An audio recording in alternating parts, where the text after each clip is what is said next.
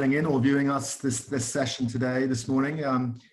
The topic of which is how can we expect to see M&A and JV activity evolve over the next 12 months? And joining me this morning, we have Bert Koth, who is the Managing Director and Partner of Denham Capital. Kate Southwell, who's the Vice President and Legal Counsel of Parlour Investments. We've got Warren Gilman, Chairman and Chief Executive Officer of Queen's Road Capital, and Peter Nicholson, Partner and Investment Team Leader of Resource Capital Funds. And also we've got Amelia Polisano, who's Senior Associate from Harvey Law Group. So thanks all very much for dialing in and being part of this session. Wow, it's M&A and JV is quite something at the moment, especially we're in the middle of COVID, or coming out of COVID, depending on where we all think we are. So I think let's just start. We've got 50 minutes to just talk through quite a few topics on this subject. So Emily, I was wondering if you could tell us your views on, what do you think in your view, how do we expect to see M&A and JV activity evolving over the next 12 months? What's your overview on that? Thanks, Charles. Well, obviously we've seen over the last, let's say 6 months when COVID started, there's not actually been a downturn. It's actually still been progressing.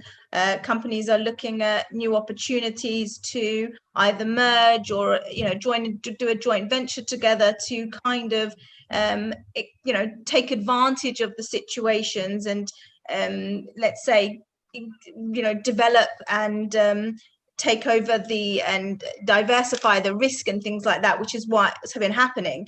And across all industries, mining or other sectors, there have been different changes. So in mining, we've seen there have been a great expansion. In other sectors, we've seen it slow down. But over the next 12 months, we think people are looking to, they're looking to take advantage of situations by joining forces, looking at those opportunities where maybe in their own businesses, in their own companies, they are, let's say, lacking, say, for example, technology or other resources, and thinking, actually, what is a great opportunity to get together with another company and utilize what they have got in their strengths, which maybe in your own company is lacking. There are always new ideas, new technologies where maybe we may not have the resources or the financial ability to take advantage of those. So by merging together or as a JV, they're looking to expose on that. And we've seen gold has been rising throughout the last 6 months and obviously more, but other areas are also got on the up. So it's more of looking at opportunities. There may be some people a bit more reserved because of everything that's been happening, and the money's not going to be flowing as much, and they may be a little bit worried what's the future to hold. But at the same time, they're looking at, everyone's looking at new ways of trying to home in and do well for their own company, but also with others. And in terms of those new ways, Kate, can I ask you, in terms of those new ways, what do you think those new ways are in terms of trends, potential trends of potential M&A activity, especially when arguably there's challenges with capital, liquidity, companies are still trying to work out how to maximize their production and output. What do you think those particular trends that they may well be looking at over the next 12 months? Yeah, thanks, Charles. And I think Amelia raised a couple of really, really good points. For me, the key is sort of business resilience, and that's been at the forefront, I think, of all the companies in the mining sector and beyond. As you say, making sure that costs are cut is probably priority number one. And then looking ahead, we talk about business resilience to shore up the future profitability of the companies, particularly given the uncertainty and volatility that's almost inevitable in the year ahead. And I think despite the increase, substantial increase in gold prices and other commodities, I think it's not just limited to gold. I think the rising metals prices has brought in a lot of generalist interest in the sector, which can only be a good thing. But I guess on the flip side, we should talk about some of the headwinds that I think are almost inevitable. And despite the fact that deal making has continued, one of the things I've been struck by as a lawyer is how these deals are getting done without people being able to do full due diligence and site visits, which we will always think of as absolutely mandatory for all of our investments. And I don't know whether all of the deals that have been announced, were either diligence pre-COVID, or they've otherwise taken some creative technology. I've heard of people doing drone site visits, for example, or using other technology to be able to see projects that otherwise we obviously can't visit due to the travel restrictions. So that's an interesting one. And I think what will come out of that is probably more conservative deal making, legal protections in the documents to make sure the reps and warranties and any indemnities are robust. Because what we also know is that shareholders are increasingly focused on prudent capital allocation, making sure that deals aren't just done for the sake of it, and making sure that the deals are done for the right reasons and at the right prices, but with adequate legal protections. Because looking ahead, we may be looking at second or third waves next year, increasing uncertainty and volatility. So I think we've already been focused on force majeure and material adverse change. I think those will continue to be important topics for everyone considering deal making this year and over the next 12 months. And the other thing that I've talked about before that I think also remains very important for our sector is the rise of investment scrutiny by various countries. The EU is very hot on strategic commodities, and I think there will be increased changes in foreign direct investment laws that are bound to impact potential deal making in our sector. So while there's been a tremendous amount of activity and a huge amount of money raised, I think we should also be talking about the potential headwinds and how we think they're going to be addressed. Yeah, those headwinds, God, they're going to be depending how hard and how active they're going to be. And Bert, with your investment hat on behalf of some of your investors, what sort of transaction deals do you think they're looking for? Is it all about gold? Is it all about precious metals, or are there other opportunities outside gold? And if so, where do you think they are? Well, I mean, first of all, yeah, it's a majority is about gold at the moment, but obviously there will be other opportunities. But again, I think we got to look at that from a megatrend point of view. Between 70 and 80% of M&A deals usually involve producing assets, because unlike 10, 15 years ago when the bull market was raging, where buyers were very happy to pay top dollars for development projects and then subsequently assume the execution risk, now we actually have a market where if you want to be genuinely M&A exit liquid, you actually got to have a producing mine, right? And then you actually take a look at what is the project pipeline. Over the last 10 years, there has been hardly any exploration spending. So there's no new projects coming up the pipeline, right? Outside gold, outside precious metals, those development projects that try to raise capital, even if they're decent projects, actually struggling most of the time. There's actually, in reality, a pretty limited pool of development equity in the market. There's more debt in the market than equity at the moment. There's more. So therefore, actually, the creation, the pipeline of M&A liquid outcomes that other people can buy is actually getting smaller and smaller, right?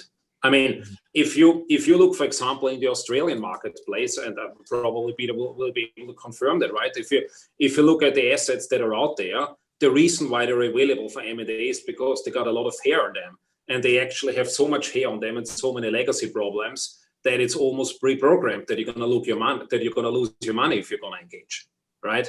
So are there opportunities outside gold? Yes, there always are if you have a nice producing asset, but I would say the pool of nice producing assets that people can buy is permanently shrinking.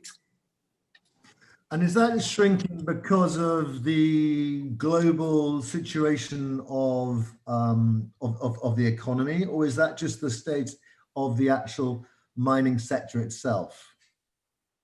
I think, and others may have a different opinion, but I think it is the result of now, meanwhile, I would say 6-7 years of risk capital starvation on the equity side to actually assume the execution risk to actually build those assets.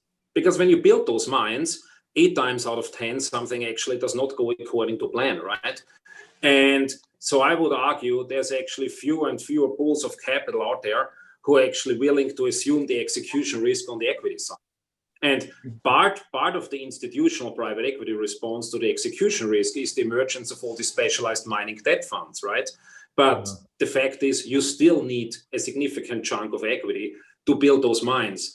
So I think the opportunity set for M&A, in my opinion at least, outside precious metals is actually handicapped by the fact there's actually not many decent producing assets coming further up the pipeline. And that is the result of a significant shortage of risk equity on the development side. So, okay, that's interesting in terms of the Australian angle. But Warren, can I ask you, it seems that M&A, or at least corporate activity in the Canadian mining sector, has been pretty active over the past 6 weeks at least. We've heard about Yamana, we've heard about Kinross, we've heard about other, obviously on the precious metal side. Is that the case? Why do you think that's the case in Canada? Is that because they want to access just new capital, or do you think that it's easier to list somewhere else rather than look at an M&A transaction? Well, I think, the characterization by the group so far that M&A is highly skewed to precious metals is very, very correct. I don't see any, I don't anticipate a great deal of activity in other sectors beyond precious metals.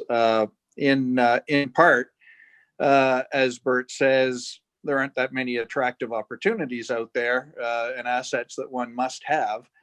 And secondly, access to capital.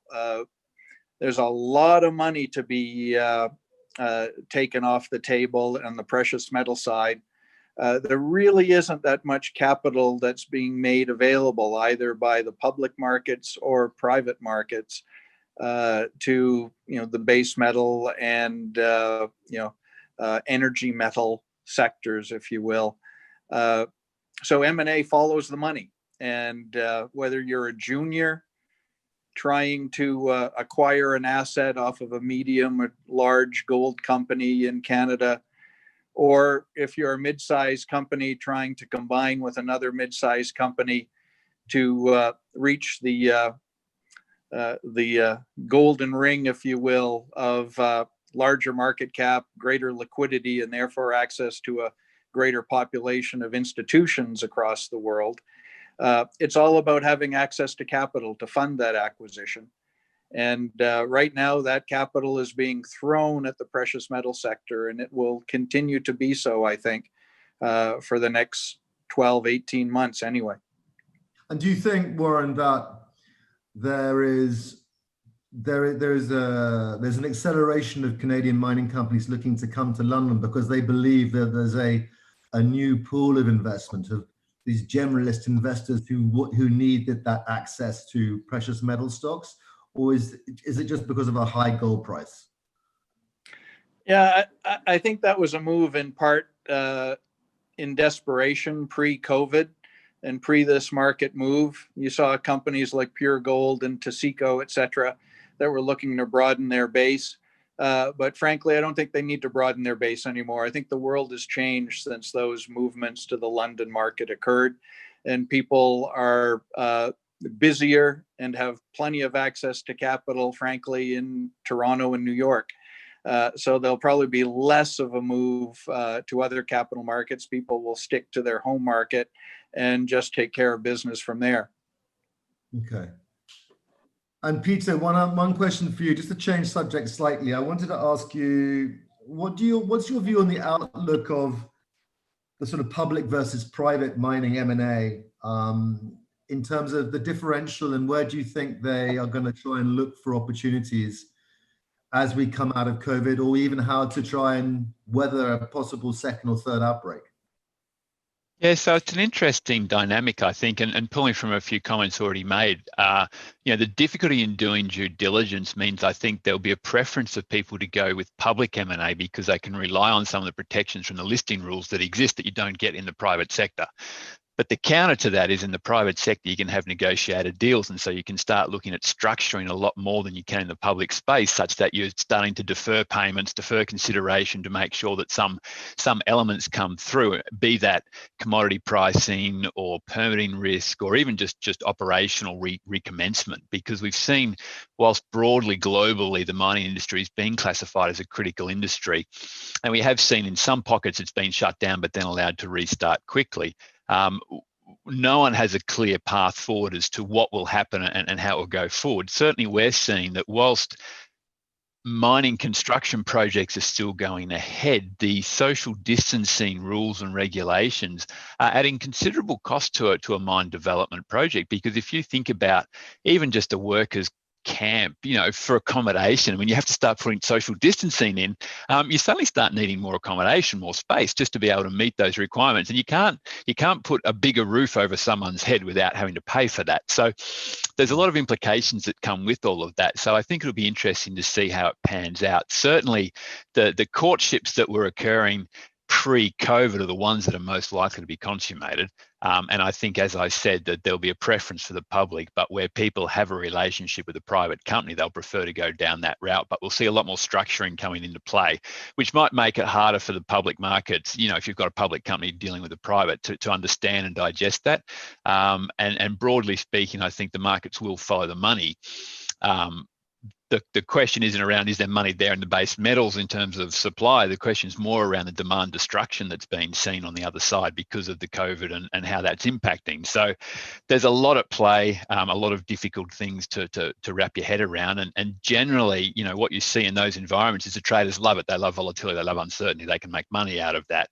But if you're making a big decision around how to take your company forward, you don't want to have that volatility and uncertainty. You want something that's going to be, a multi-year view that you have comfort around, that you can add value. So I think all of those things are going to weigh in. And whilst we will in the hot market sectors see that M&A driving forward, I think in the other ones that people prefer to sit back and wait to try and get some stability in the marketplace before they pull the trigger on anything.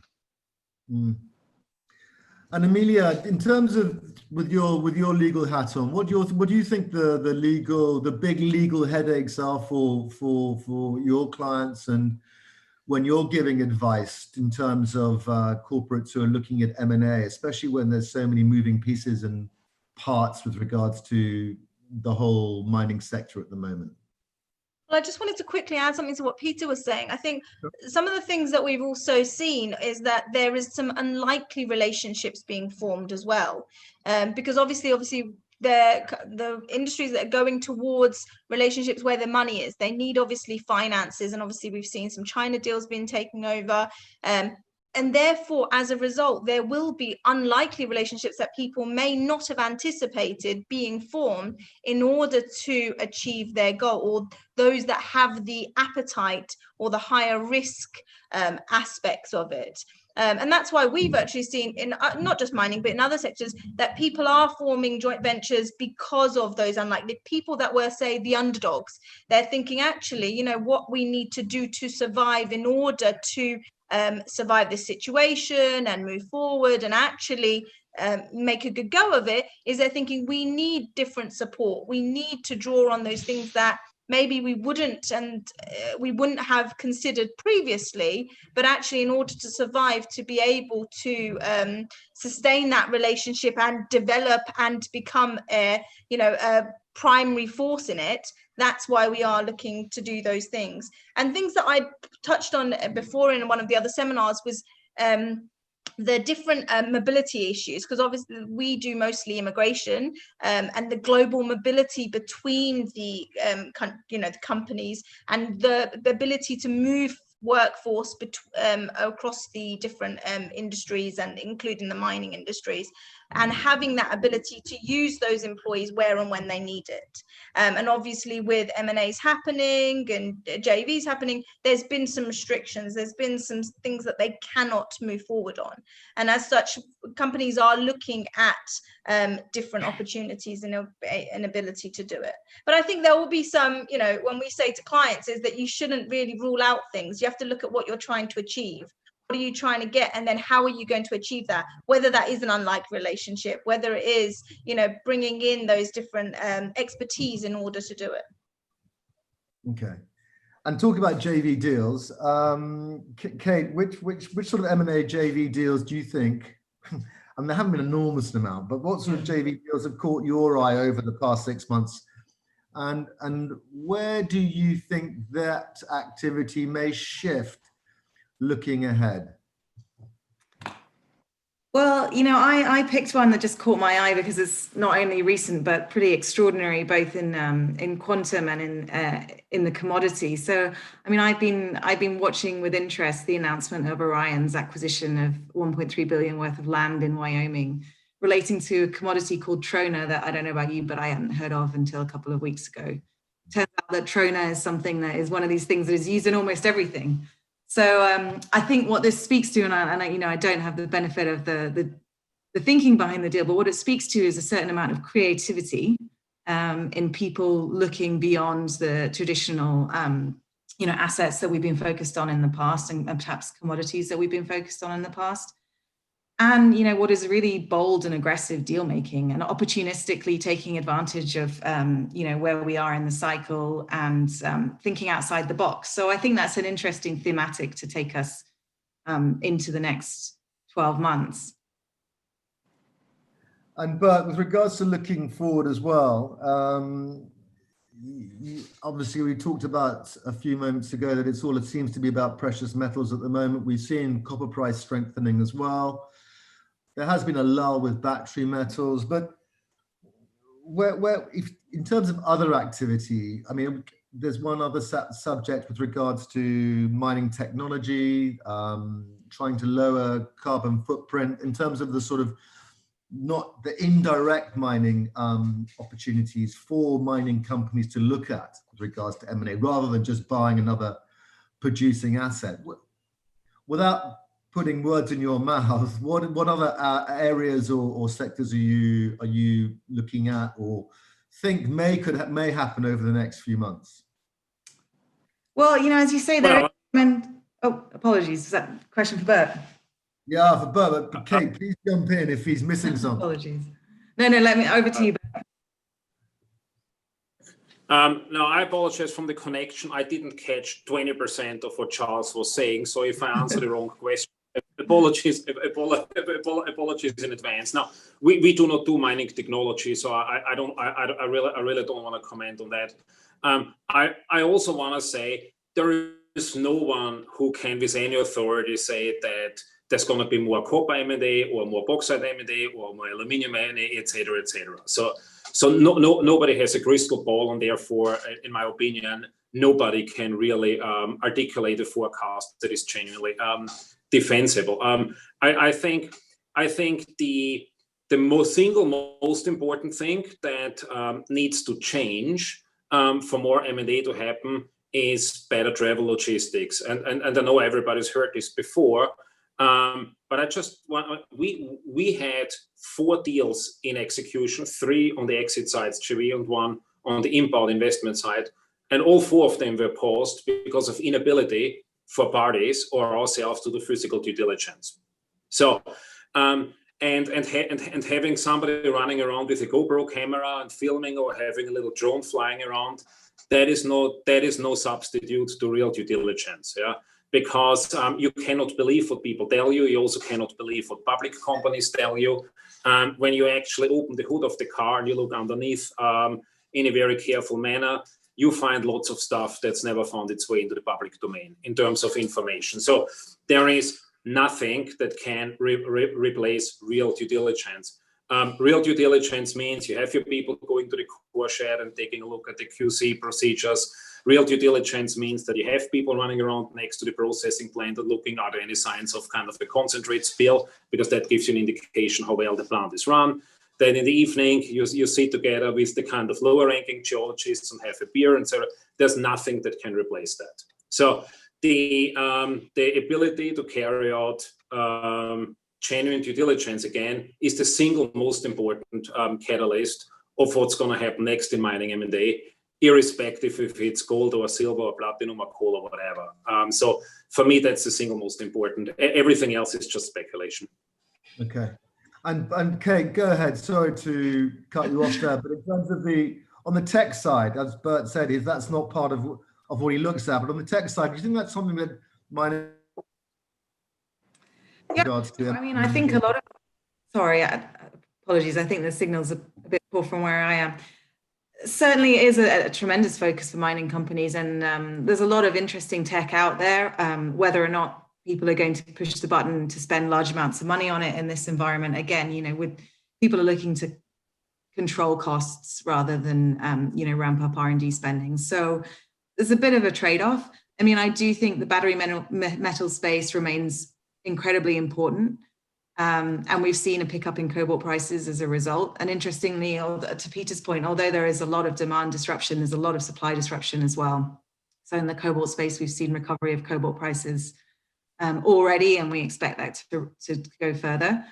In that space, though, people aren't looking to acquire assets. To Amelia's point, I think there's a lot more opportunity for collaboration. People are looking for long-term strategic offtakes, and people are more than ever conscious of the volatility of disruption in the global supply chains. So vertical integration and securing long-term supply is going to remain a hot topic over the coming 12 months, I'm sure. And Peter, with regards to this current volatility with potential shake-up with the mining services sector, what do you think the outcome is? I mean, more volatility, more of the same? How can the mining services actually try to dispel the volatility and actually help themselves to be more attractive across the producing and the operating fraternity? But it's an interesting dynamic. I mean, there's been comment again from this panel around how we're seeing some of the generalists coming back into the sector, primarily driven by the hot money in gold. And there's a number of generalist funds that don't understand the mining sector as a whole. And so they look to the services sector as a proxy for their exposure to commodities. And so what you start seeing is this push and pull of the, some sectors not performing as well, which is obviously a drag on the services sector, others doing really well, which is a positive, and then the generalists coming in and playing in that space and maybe, again, not being as well informed as other market participants. So it's an interesting dynamic. I mean, we have seen across the services sector a large number of job cuts.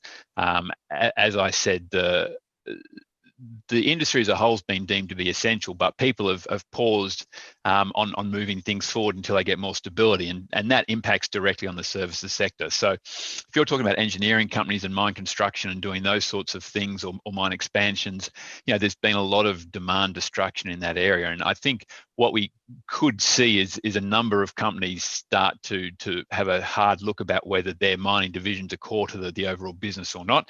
And so I actually think we're going to see quite a bit of M&A activity shake out of the services sector going forward as a result of this disruption, because people are getting a little bit concerned about the volatility of that part of their existing company. So I think it's going to be a really interesting sector as we move forward, and people might be surprised about what happens in the JV M&A space in that area.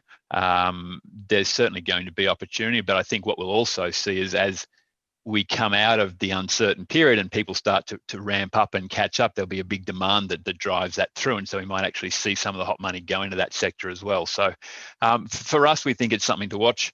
It's going to be very interesting. There is only a limited number of key players in the mining and mineral space globally. Not sure how it will play out yet, but I think it's one that will certainly create a bit of interest moving forward. And Warren, with regards to the recent Newmont Barrick JV, do you think that's two questions actually? Do you think that was a good thing for the market? Do you think that's a JV which was out of desperation rather than necessitation?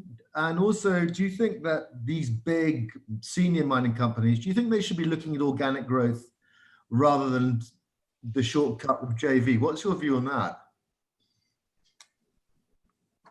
Yes, well, it was a deal that, as you said, probably was an act of desperation. It was a defensive tactic on behalf of Newmont, a deal that probably should have been done 20 years ago, but it takes extraordinary times for these deals to eventually happen. So it eventually happened. Has it worked? I think it's inevitable that it'll work because tremendous synergies to be brought about by any of these deals where you have a large mining center that is being dominated by two competing large companies. So you take those synergies and then you develop the field appropriately. It's certainly in the best interest of shareholders. A part of me wonders if it's delayed the inevitable, which is potentially the future eventual combination of Barrick and Newmont in its entirety, rather than just being satisfied with the JV. But a JV that's dominated by Barrick will inevitably lead to a combination of the two companies, I think. And in terms of the world of streaming and royalties, is that an area, Bert, that you think that the big major mining companies ought to look at rather than sniffing out M&A opportunities? Would arguably, is that a cheaper way or an alternative way that they could look at accessing capital in the future? Or do you think it's more being patient and looking at M&A opportunities when they arise? If I understood the question correctly, and again, I apologize, it cut off several times. Okay. You ask if the mining companies, the large mining houses are going to look at doing royalty deals. That's how I understood the question. Right. The answer is no, I don't think so, because the business development departments of the large mining houses, their objective is to secure a project pipeline for the next needle mover projects, right? So BHP Billiton in an ideal world tries to find the next Escondida. I don't think they will, but that's what in an ideal world they will try to find. And the same is true for the other mining houses. Just buying somebody else's royalty doesn't do anything for these large mining houses. I think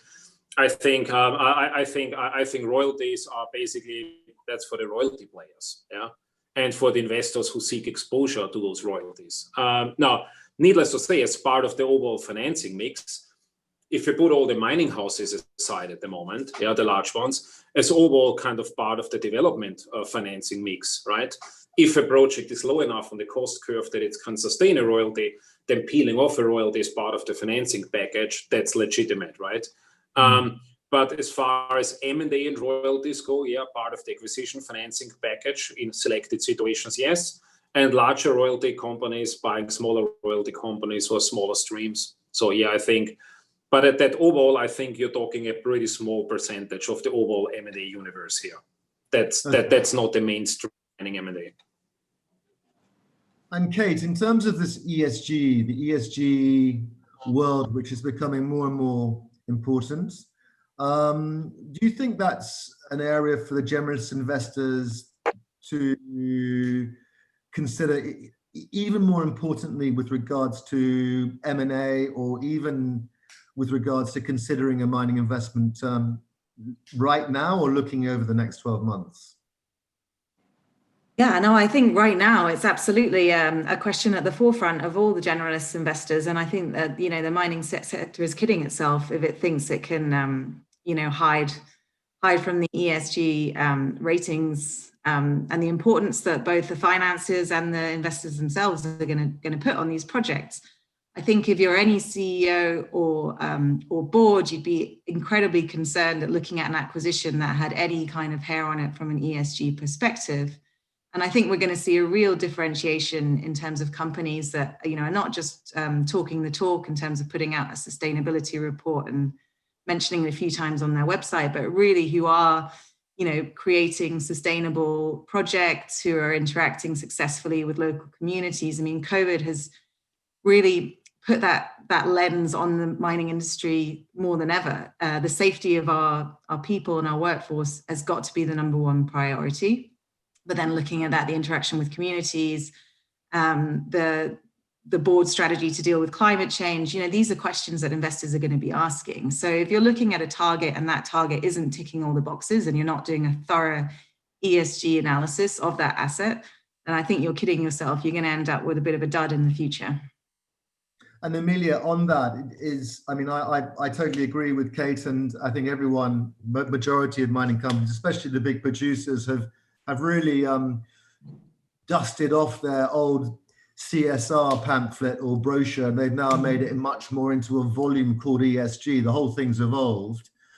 In terms of M&A, what are your feelings with regards to ESG and in terms from a legal perspective? I think what it is that they'll be looking for those companies that they can then acquire that actually tick those boxes.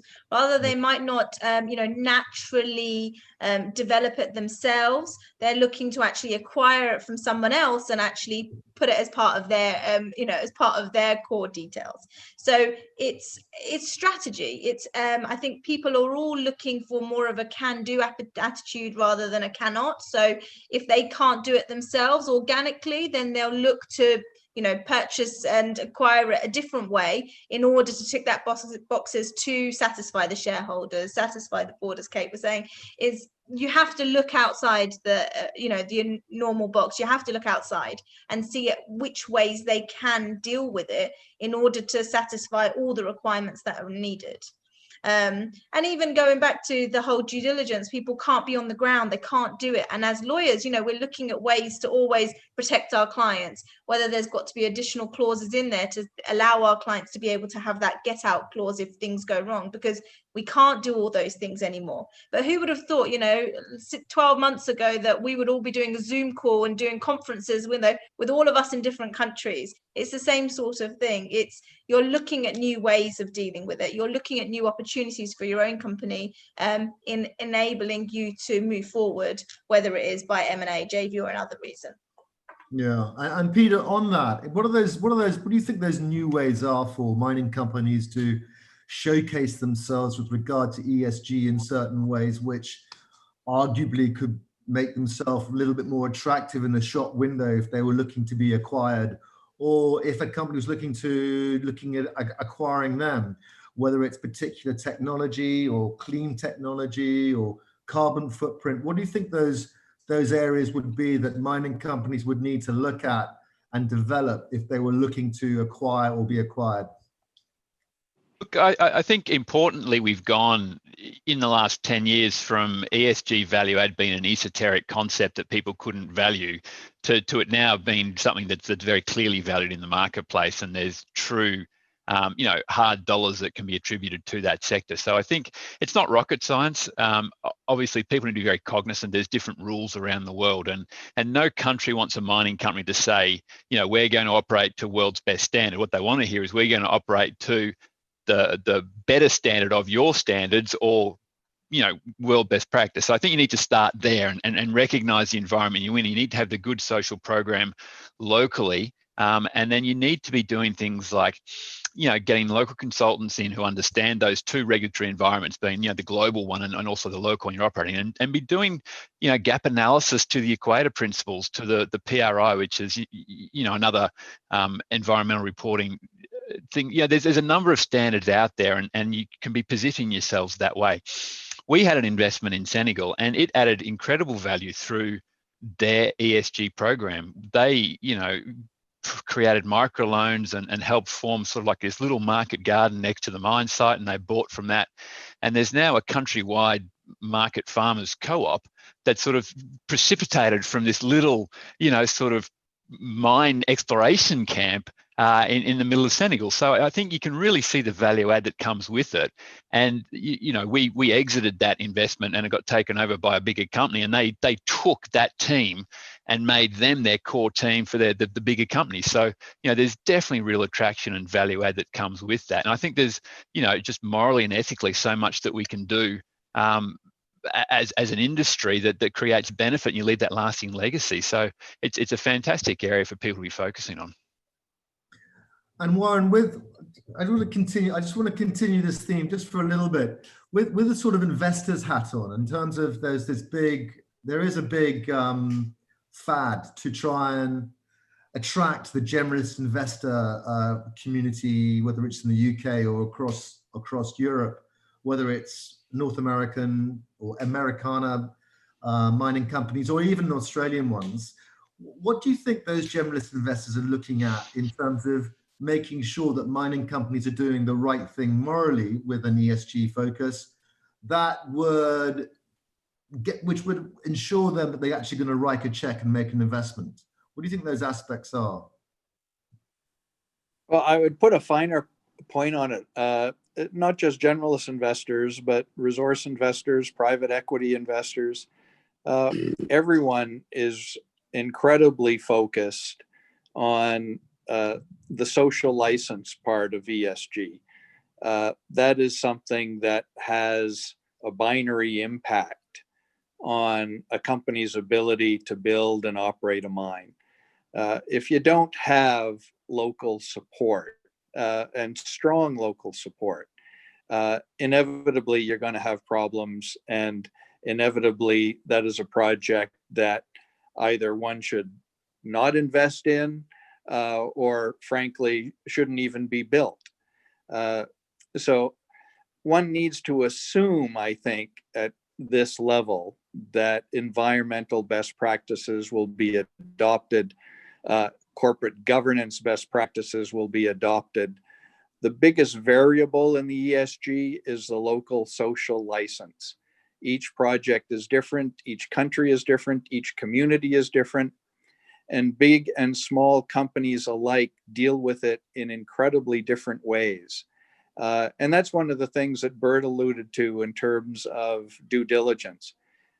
When you're looking at investing in a project, or if you're looking at acquiring a project as part of an M&A or a joint venture transaction, you really need to go to site. You need to talk to the people. You need to see whether that social license is more than just lip service as provided by the CEO versus actual activity and engagement by people on the ground.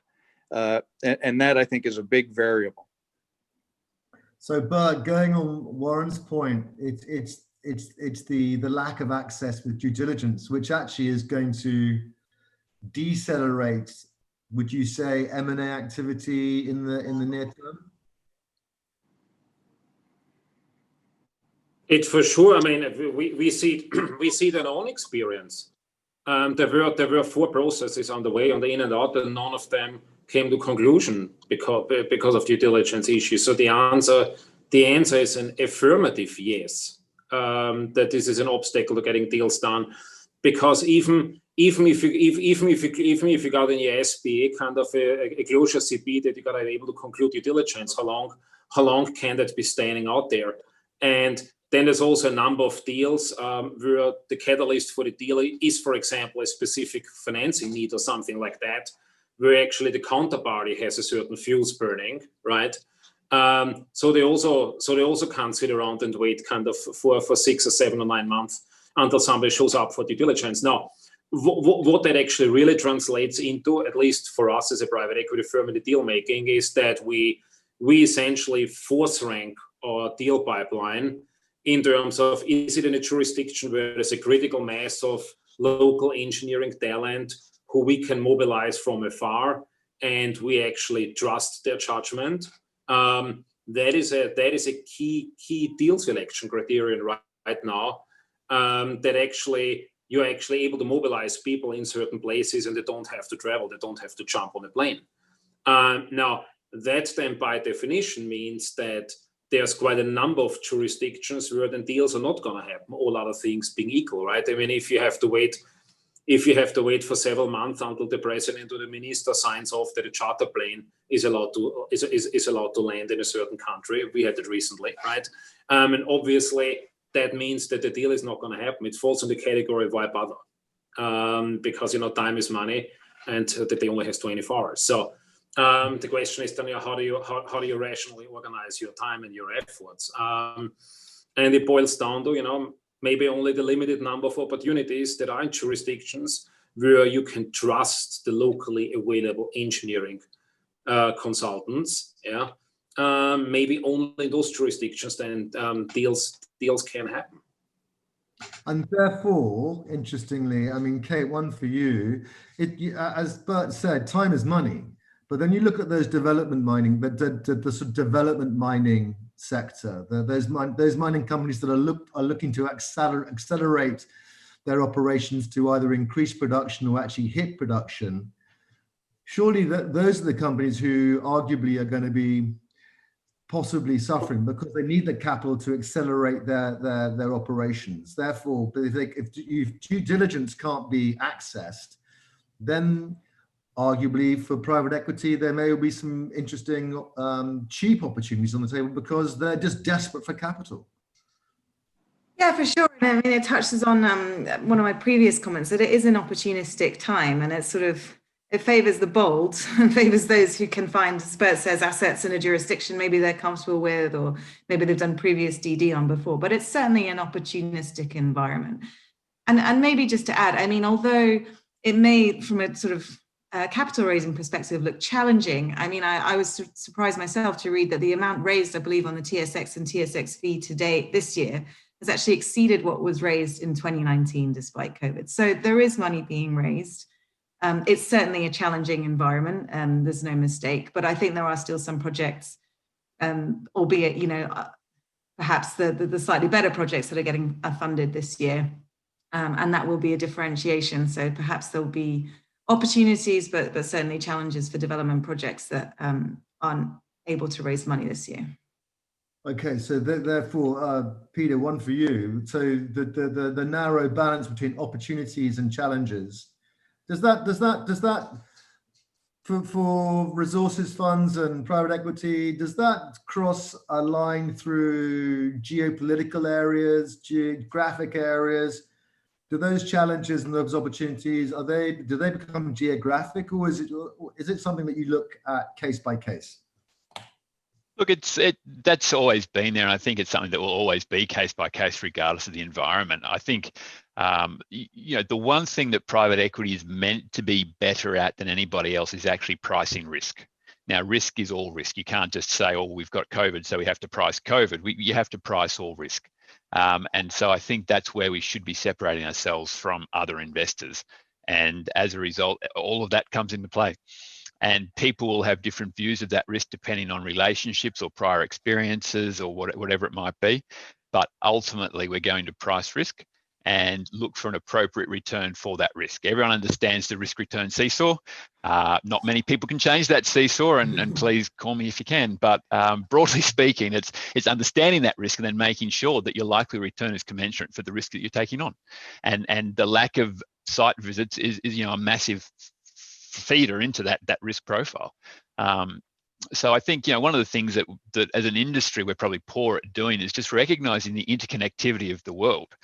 You know, we're talking about the availability of capital, but you know, and I agree with the comment earlier, there's plenty of debt available, but there's not plenty of senior debt available from what we would consider to be the normal banks, because they're up to their necks in real estate issues and oil and gas issues and all these other sectors, and that affects their balance sheet. So there's plenty of debt, but it is more the private debt that's coming through, and that's got a higher return hurdle for it. So if you sit there and say an opportunity can provide a certain return, and you've got sectors of the capital structure that are taking a bigger share than they normally would, then that's removing the return from somewhere else. And so that's where I think you're starting to see some of this tension come through, is all of the capital structure being fed with the return profile they're looking for the risk. And you know, I think companies are taking different approaches. Some are looking for the equity first, some are looking for the debt first, but the ones that are stalling are the ones where they filled one bucket without thinking about what the other buckets need, and then they run into problems. Whereas what you need is this holistic approach to your financing and your capital structure to be able to take something forward. And that's a really important part that I think people will need to get their heads around to be successful.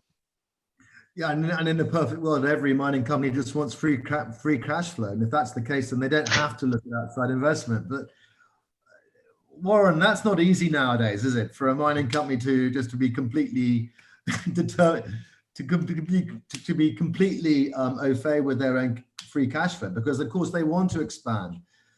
How can they help? How can they speak to someone like yourself with regards to actually accessing more capital? Well, yeah, there's the question. This is really a case of the haves and the have-nots.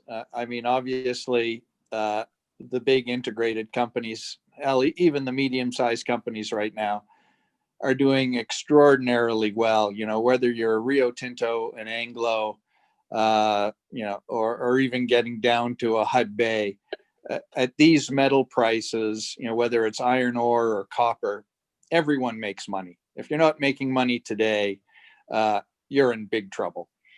You probably shouldn't be in business.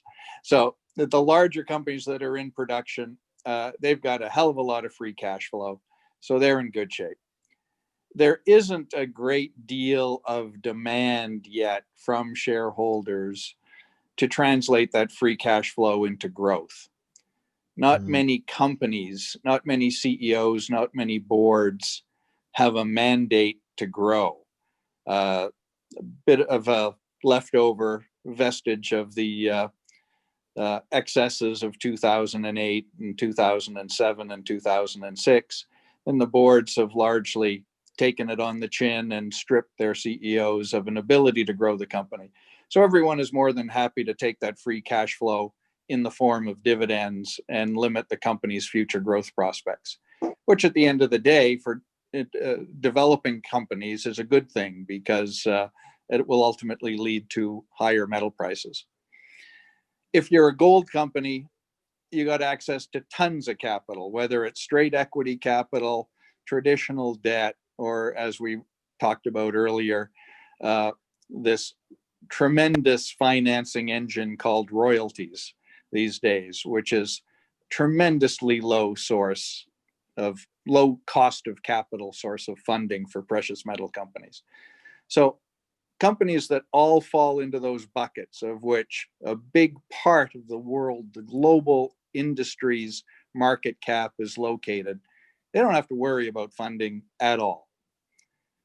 It's the rest of the guys who are trying to get a project into production, or the guys who are trying to grow from a one mine company to a two mine company. Those guys struggle, especially if they're not a precious metal company. And it's companies like that that turn more and more to private equity, and will turn more and more to private equity in the future. And that's our target audience, really. Ladies and gentlemen, Amelia, Bert, Warren, Peter and Kate, thank you all very, very much. We're literally just running out of time. And as you all know, this is a pretty tight schedule for all kinds of subjects and chats and panels across the whole of today. Thanks very, very much. Interesting comments. And thanks once again. Thank you, Charles. Thanks. Thank